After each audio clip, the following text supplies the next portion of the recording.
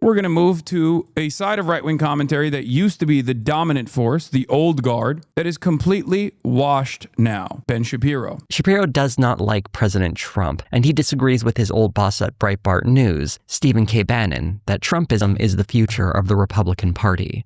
Obviously, Ben Shapiro has changed his tune long since then, and that's part of how Shapiro has succeeded, a combination of being morally lucky within the context of conservative politics and willing to sit at the altar of Trump, cashing in on the rightward shift represented by Trump and knowing when to fall in line when he saw. Except there was one issue where he couldn't fall in line with the broad popular demand from the audience, and that is Israel. It doesn't even matter that Trump is pro-Israel. He could not convince his right-wing fan base to be pro-Israel. Back in 2017, he was already considered pretty far right too. That should tell you a lot about the state of modern conservatism right now, at least in the media space.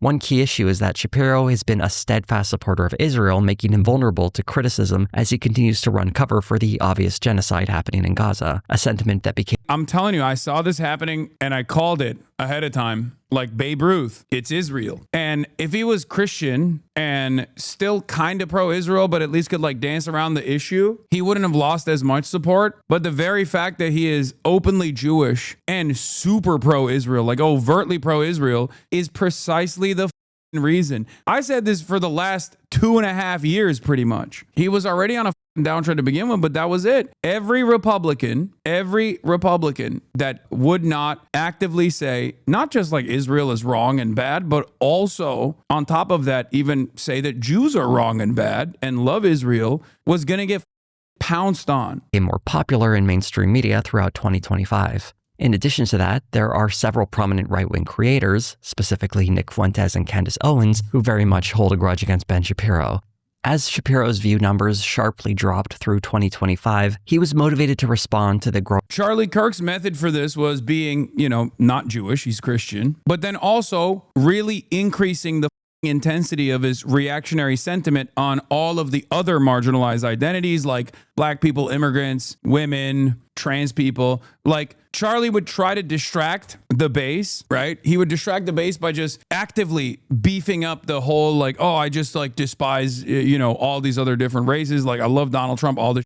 To try and carry their attention, to try and hold the coalition together. Matt Walsh does the exact same thing, by the way. But more and more people are realizing that Matt Walsh is also kind of fake because he still works for Ben Shapiro. That's the reason why even in the Nick Fuentes video on Piers Morgan, people are on Matt Walsh. Does Matt Walsh even have any motion at all? Out of all the Daily Wire people, Matt Walsh is the only one that still has a little bit of motion. And part of that is because he is not as overtly pro-Israel as these other guys are, but he's also not anti-Israel either. But like his avenue basically is everything but the Jews, right? His avenue is hating everyone but Jewish people, right? So I think a lot of the bigots that want bigoted content, that demand bigoted content, still kind of entertain him because at least he's giving them enough like hatred for Somalis, hatred for trans people, all this stuff. It's really interesting because if you recall, there was a point in time when Matt Walsh was under a lot of heat from the audience that was like, Matt, you ain't saying nothing about Israel. What's up, Matt? You're still working for Daily Wire, Matt? What's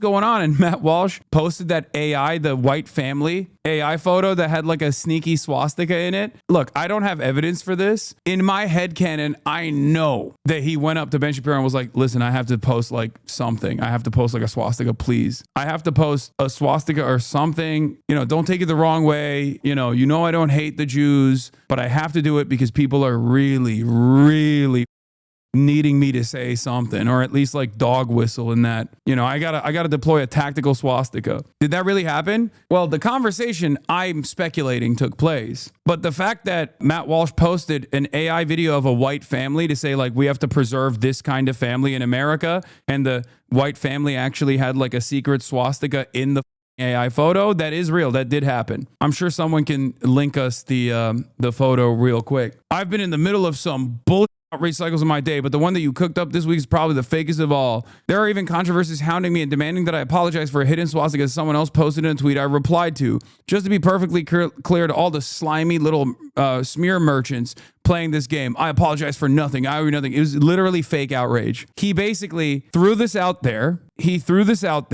I thought you said it was hidden. It is. It is. It is a hidden swastika in the photo. The image is like very clearly designed so that if you squint your eyes, you see the swastika. It is literally one of those like, oh, squint your eyes to see a hidden prize. Just squint and you will see what I'm talking about. It's very clear. If you squint your eyes and look at it, you very clearly see the swastika, okay? These people are native to Europe, not the Americas or Africa. Sounds like you need to Google what the word native means. Matt Walsh quote retweeted this and said, people who look like that have been living in the Americas for 5 centuries. If 5 centuries is not long enough to qualify as native, then how long do you need? If the answer is that your ancestors have to actually originate from the place, then nobody's native to anywhere. So where do you draw the line? And then Dreamleaf posted, I like how he pretended not to notice. No, he posted that specifically. He quote retweeted that specifically so that there was a swastika in it because everyone was calling him a doormat to Ben Shapiro. Like, he did that as a lifeline to maintain his audience. In any case, then, of course, when leftists or liberal people on the timeline called it out, this created an opportunity for him to be like, see,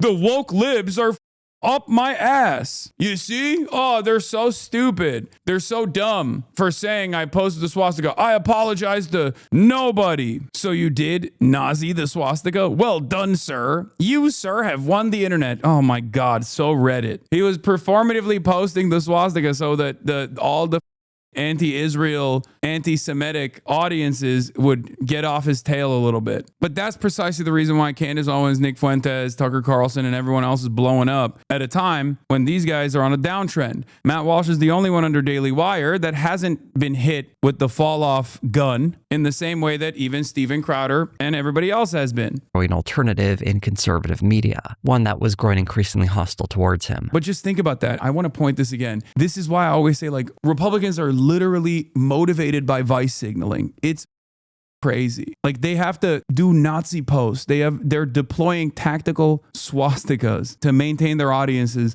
That is where we're at, okay? He gets sillier later on when he talks about how speaking Spanish is completely fine, but apparently when Mamdani does it, it has an undertone. If you want to appeal to an audience, speaking to them in their home language is a smart thing to do. But the entire undertone of everything Mamdani does is, I am one of you, right? I am an immigrant. I am not of Western culture.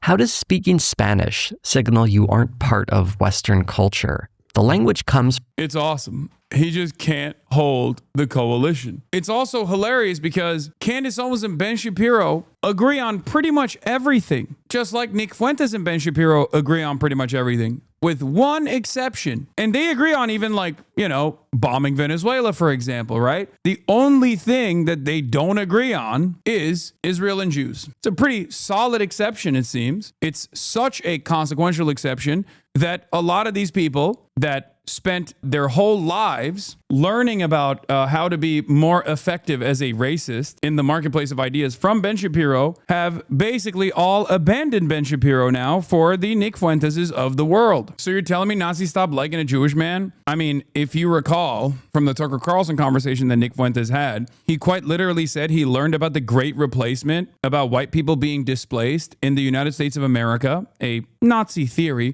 from Mark Levin, another Jewish man who is a neocon and a huge dick rider for Israel. A lot of these Nazis don't start off as Nazis, but they do certainly learn a lot of Nazi sentiment from conservative Jews. They learn it from, you know, conservative WASPs and conservative Catholics as well. But this is the one issue where they will always inevitably arrive at the maximalist position where they start blaming the Jews. The Nazis still love a Mexican gay man, a black woman, and a black schizophrenic man. We've reached race-blind Nazism. Yes, Ben Shapiro and David Horowitz, rest in piss to David Horowitz, former trot turned neocon, major Islamophobe David Horowitz, are responsible for half of these Nazis' careers. That's what's so insane about this story. David Horowitz and Ben Shapiro created Candace Owens. Do you understand? They created Candace Owens. They are responsible for Candace Owens. David Horowitz plucked Candace Owens from writing an anti-Trump blog in 2016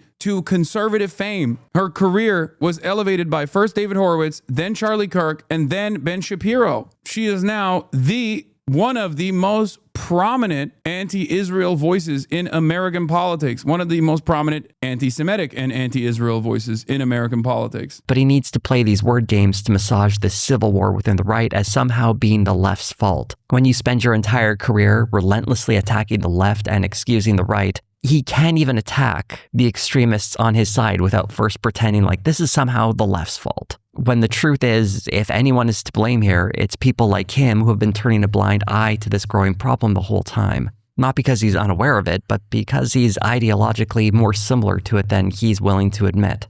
There's a great example of Shapiro's own. Yeah, this whole like, oh, actually the anti-Semitic right is actually the new woke right is so stupid. It was such a desperate attempt to try and hold on to the hemorrhaging base. And it was such an abject failure because like those guys are literally taking the maximalist logical position that you have created your entire world around.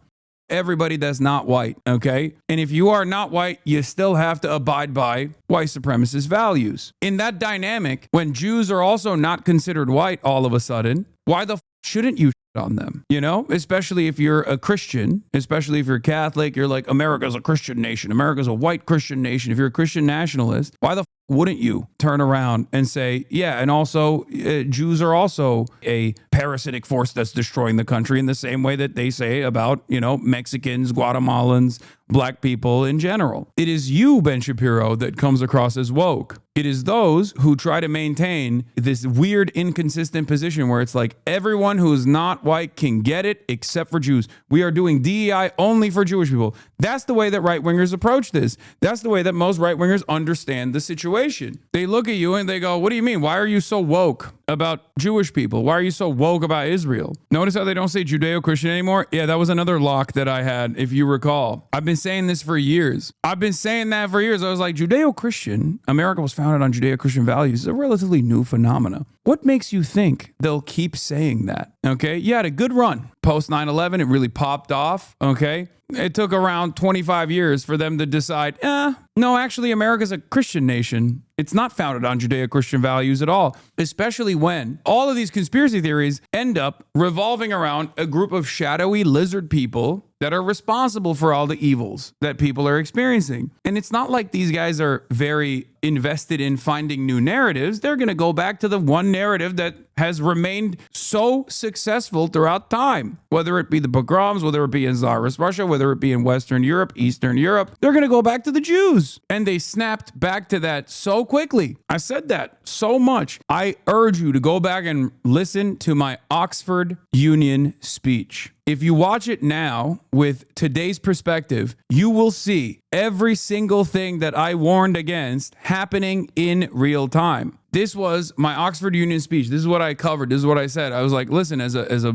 Muslim guy living in the United States of America, supporting Israel as a Jewish person comes across like you're supporting ISIS as a Muslim person. It's so wild to me that people think that this is not going to explode in I urge you not to succumb. Crazy wave of anti-Semitism. Part of Shapiro's problem is that he never allows blame to fall on the Republicans for anything, at least not in a way that is damning enough that someone would decide not to vote for them. One great historic example of Ben Shapiro's blind spot, willful or not, is Candace Owens, although they had a falling out over... It was not a blind spot at all. Ben Shapiro's former policy that he openly said, by the way, was, as long as you're pro-Israel, I don't give a if you're anti-Semitic. That was his open policy. He has defended people saying anti-Semitic over and over again, including Ann Coulter. And it was an inevitability that that policy was going to explode in his face. Ben Shapiro hired Candace Owens long after he knew Candace Owens had said a bunch of anti-Semitic.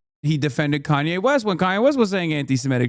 The reason why he did that was because he cared first and foremost about Israel. Here it is. Ann Coulter tweets regarding Jews. Awful, nonsensical. Ann Coulter is also super pro-Israel and has always been so. So I won't lose sleep. This is also the ADL's policy as well. The ADL cares about anti-Semitism as far as they can like create legitimacy around the anti-Israel people that they're attacking. They don't actually care about anti-Semitism at all. If they did, they wouldn't be going after like, you know, Jewish Voice for Peace or numerous other advocacy organizations that are not anti-Semitic, but simply anti-Israel. Okay? They only care about anti-Semitism and even all these other civil rights issues, for example, as far as they can create legitimacy around them. Oh, we're going against all forms of bigotry. We're combating all forms of bigotry. The reason why they do that is so that when they actually say someone is anti-Semitic cynically and smear them as an anti-Semite, there is some level of legitimacy surrounding their call out. At this point, though, they've completely dropped all notion that they care about anti-Semitism altogether. They even fired, at a time when they've raised more money than ever before, they literally fired their entire civil rights research team because they just don't give a fuck about that stuff anymore. They don't even care about presenting themselves as a legitimate advocacy organization that cares about anti-Semitism at all. For her opposition to Israel, eventually leading her to being fired, it almost certainly had more to do with her anti-Zionism than her well-known anti-Semitism. Owens got her job at the Daily Wire well after she had made her comments about Hitler's problem was trying to extend his vision outside of Germany. If Hitler just wanted to make Germany great and have things run well, okay, fine. The problem is that he had dreams outside of Germany. He wanted to globalize. He wanted everybody to be German, everybody to be speaking German, everybody to look at different. No. It was totally fine. If Hitler was doing like a more localized version of the Holocaust, then it would have been totally chill. By the way, you know who was sitting next to her when she was making that statement? Charlie Kirk. And for the record, if you were to say, oh, well, how do you expect Ben Shapiro to know everything that she's saying? Okay. This was such an insane statement at the time that it literally made its way to Congress. Like, there were congressional representatives grilling Candace Owens on this statement. Owens also defended Kanye West while he was first melting down. And in this case, Shapiro joined in, defending him too. And this was well after it had been established that Kanye West had started hanging out with Nick Fuentes. Here's Ben Shapiro on October 7th, 2022. I care about the fact that there's more black babies being aborted than born in New York City at this point. That 50% of black death in America is abortion. So I really don't care about people's responses. I perform for an audience of one, and that's God. Wow. I mean, frankly, it sounds fantastic. Frankly, Kanye sounds much more sane than virtually everybody else in public life. No, Ben, don't do that, Ben. Uh-oh, Ben. Ben, you don't realize. This is always so funny because, like, I'm sorry. It's insane not to notice that every single prominent figure that openly loses their minds on the timeline in a very public fashion ends up finding themselves in the throes of right-wing sentiment for some reason. Very strange phenomena. It never goes in the opposite direction. No one goes, oh yeah, I went insane and became a Maoist or a leftist. It's always, I went insane, I had an aneurysm and it made me conservative. Interesting stuff. Every human being has something of value that they brought to the table, especially Hitler. It's very important. God, I can't stand this dude. Dude, I hate the whole like, oh, I love God. Like, as though that's the exit ramp. You know, you could just be the most heinous motherfucker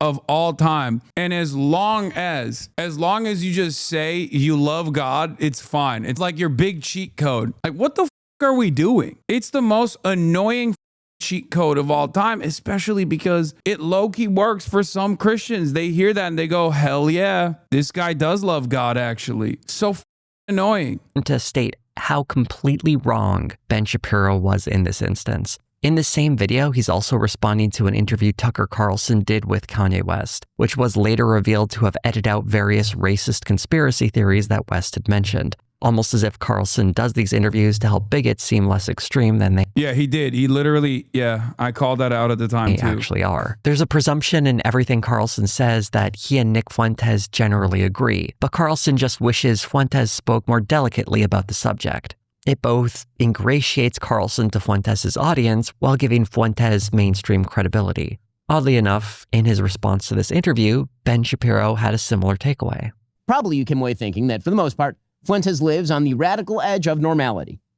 You think that if you watch the interview, because Tucker Carlson decided that it was important not only to host Fuentes, but to smooth over his views, water them. Wow, woke. You're being woke. You want to deplatform someone just because you disagree with them, right? That's the take, right? That's what you said all the time, Ben. Woke alert. Wee woo, wee woo. No wonder CNN is platforming this dip now to offer a lifeline to his dying career. Where are we at? No, he's not grifting to the left. He is still very firmly committed to trying to message to the right, but he's actively hemorrhaging his fan base because everyone knows he's a phony, because the market demands now are increasingly more radical. On the Republican side, they want more. There are no sacred cows. There are no groups, no non-white, non-Christian groups that you can't tackle. So Ben is still trying to be like, no, free market economics, that's what matters. That's why we're doing this. And also on migrants and on trans people. Come on, please remember that. That's what we care about. But also, please don't direct any of that enmity towards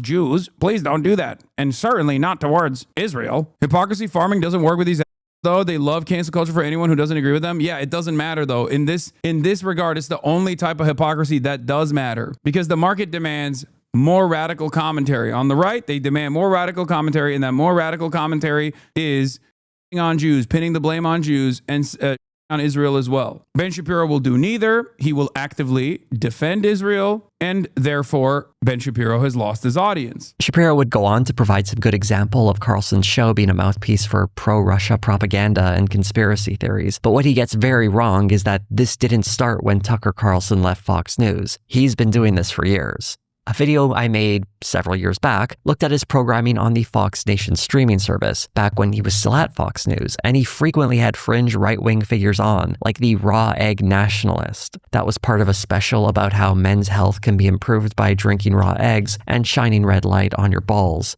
This is, of course, just the tip of a very bizarre iceberg. He would talk about everything from alien abductions to the danger of wind turbines. And the white nationalist connection doesn't just come from the occasional guest. His top writer at the time, Blake Neff, was forced to resign after he was exposed posting racist and sexist comments online for years, and he bragged about smuggling some of that into Tucker Carlson's scripts.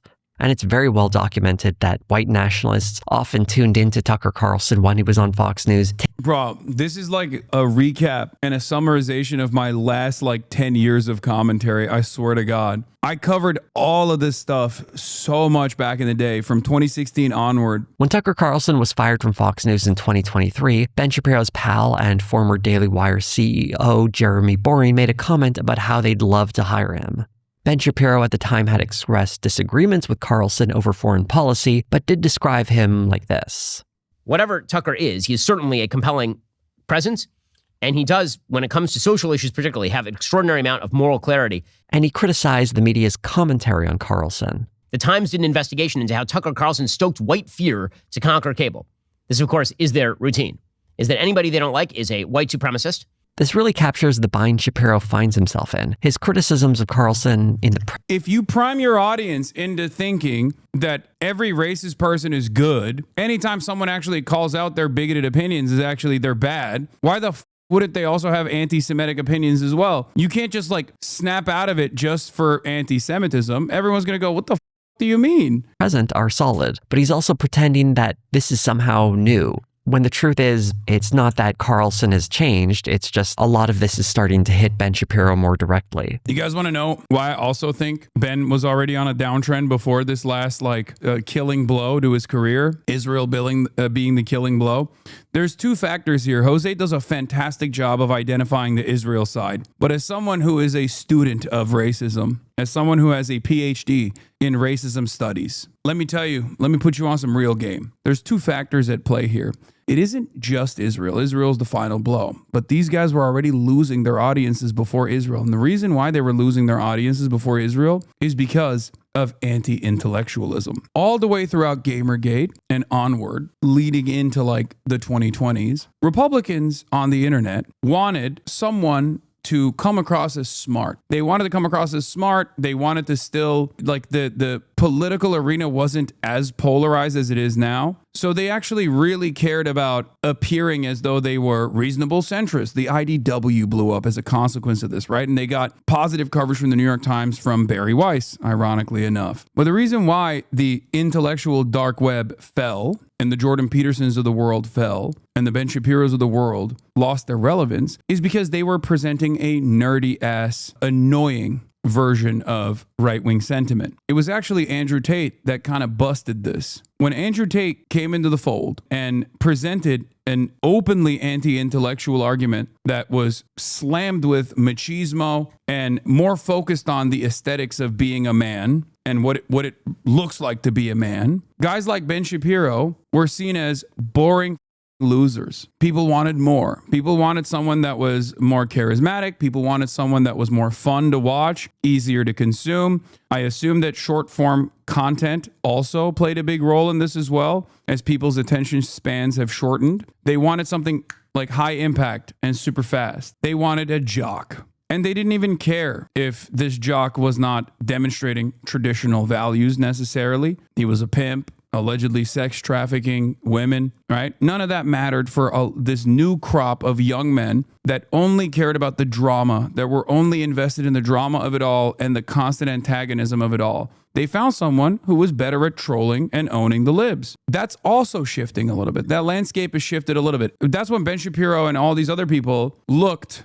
way more boring in comparison to the Andrew Tates of the world. The Andrew Tates of the world were able to shift the attention to themselves rather than the likes of Ben Shapiro and whatnot. Now that's also shifting though, because of the overwhelming nuisance of men's right activists on the internet and how annoying and how lame they are and how acquainted we are with the MRA side of the world. People are also looking for an alternative as well. And I think the alternative nowadays is someone who is not an intellectual at all, but someone who demonstrates a common sense position, but someone who is basically focusing on like one form of advocacy in one side of culture that's still heavily invested in pumping right-wing sentiment.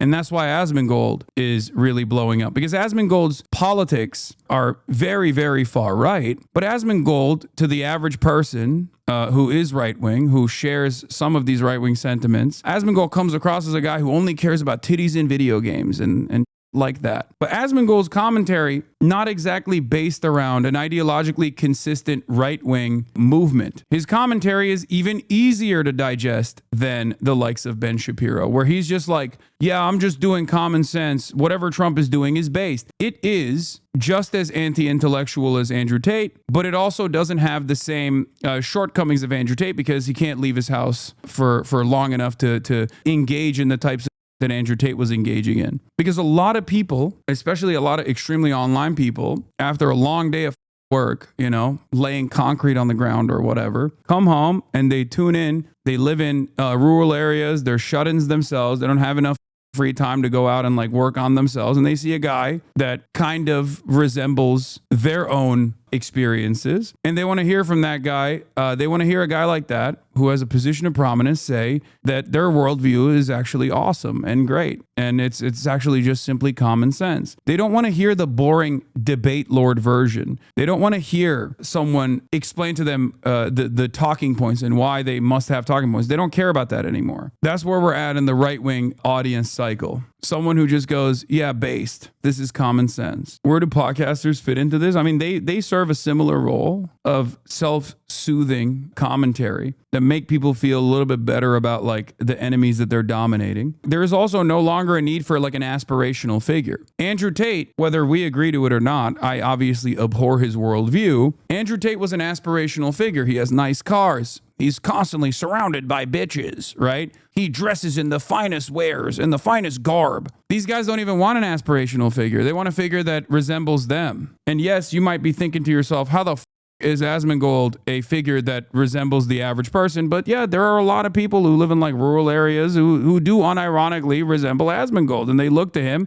while we look at him and we say he's living in rot and filth. That's insane. How can anybody tune into that? For a lot of people, they see that as a point of sincerity. A lot of people look to that and go, no, it's awesome. Like he obviously doesn't care about anything. The Diogenes statement comes to mind. The Diogenes comparison comes to mind. It's like, this guy, obviously, he's just like me. He doesn't give a fuck about anything. He doesn't even give a fuck about basic hygiene. So I trust him more. Someone like myself, on the other hand, they trust less. It's like, Hasan, you care about fashion. You care about the way you look. You care about the way you're perceived. Obviously, this is insincere.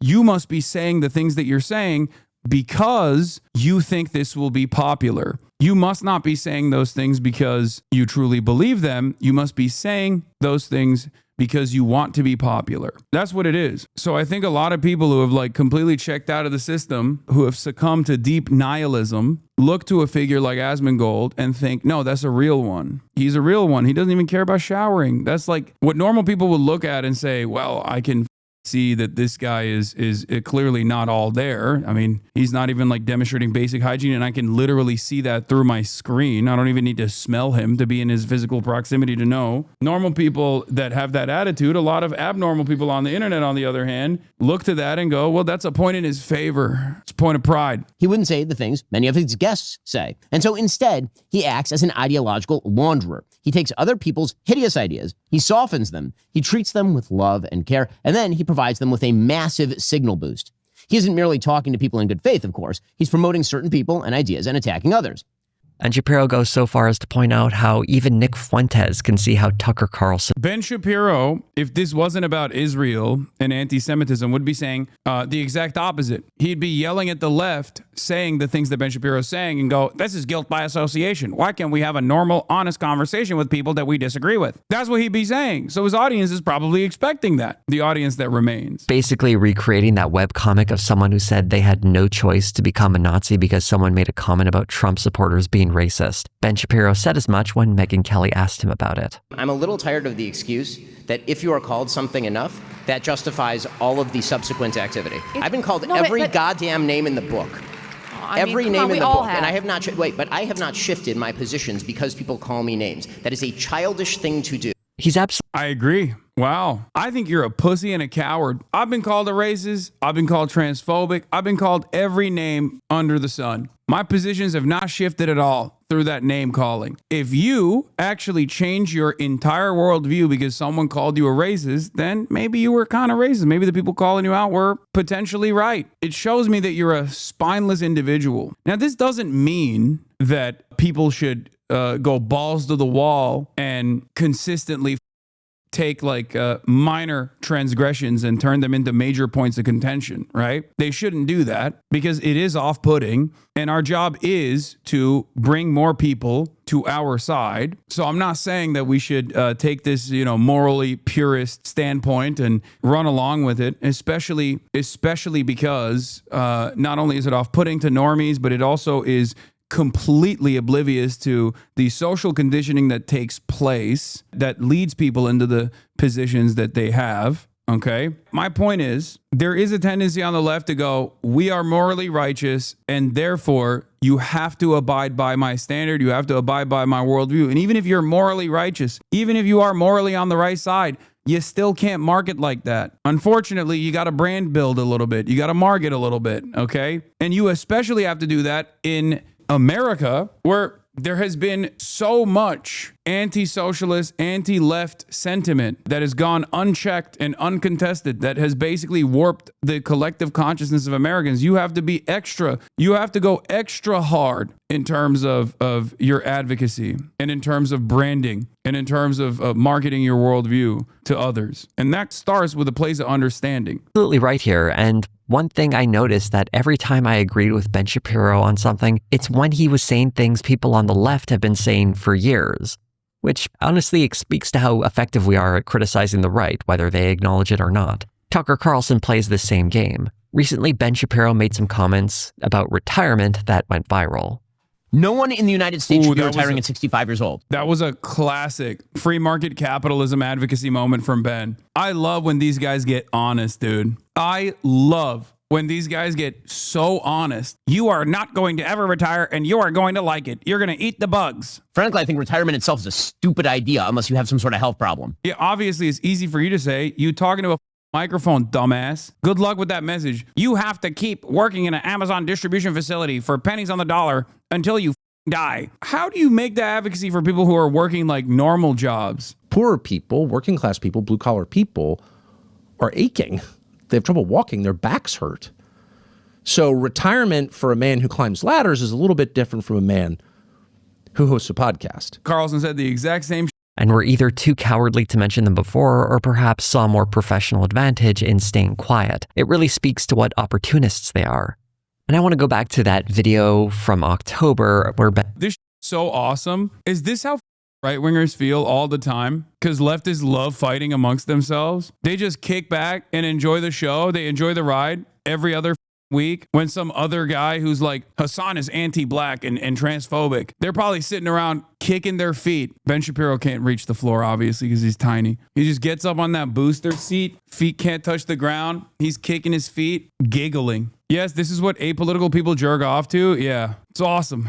Kicking his tiny little feet, taking his little booties off with the boosters. Honestly, an underrated feeling. No, dude, we need more of this. I love it. I personally love watching right-wingers fight one another. It's awesome. Back in 2011, Ben Shapiro tweeted this: "The Jewish people has always been plagued by bad Jews who undermine it from within. In America, those bad Jews largely vote Democrat." In his book, Primetime Propaganda, the true Hollywood story of how the left took over your TV, he described how liberal Jewish people had taken over Hollywood to advance a left-wing agenda. He's also run cover for the Great Replacement theory, trying to detach it from its anti-Semitic origins into a more pliable concern over how... You taught the next crop of Nazis the Great Replacement theory, and all it took for them was to read one extra meme about how Jews are responsible for the Great Replacement and how Jews are responsible for wokeness running amok and destabilizing Western civilization, and they all turned on you. Good job, Ben. You did it, you dumbass bitch. There's something very unsettling about how Ben Shapiro was perfectly happy to point the finger at bad Jews, but somehow thinks it's the left that's convincing parts of the right that there's some kind of Jewish problem. He seemed unaware of the fact that there are actually some pretty powerful anti-Semitic forces on the right that have been there for a very long time. And maybe the reason they liked him is because... Before people say like victim, I know you're joking, you say victim blaming much, but it's like, what can you do at that point? First of all, he's not a victim. You know, the most consequential thing that's happened thus far to him is that he's lost his audience, and I will celebrate that every day of the week. Secondly, he did work really hard to make this happen while attacking people like myself. What can I do at that point? It's the same principle behind the ADL too. It's like, you did it. Good job. Good job. You did it. You attacked some of the only prominent anti-Zionists that were not anti-Semitic, and you created a marketplace for the anti-Zionists that were anti-Semitic. You did it. While looking at some of Ben Shapiro's recent videos, I couldn't help notice that the metrics seemed a bit off. For example, his long-form videos do very well, but his clips have dreadful numbers in comparison, something that historically hasn't been true for his channel. If we look on Social Blade, we can see a large drop-off in viewership.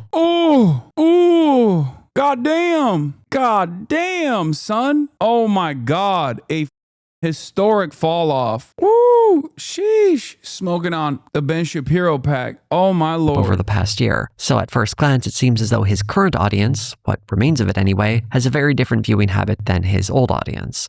I wanted to look closer at what might be happening, so I decided to graph out what was publicly available with some comparisons. In this first series of graphs, I'm counting views in 100s to compare them with the total number of comments. The reason I'm counting views like this is because it makes the graph read a little better visually, and since I'm doing it for each graph, the presentation of data is consistent.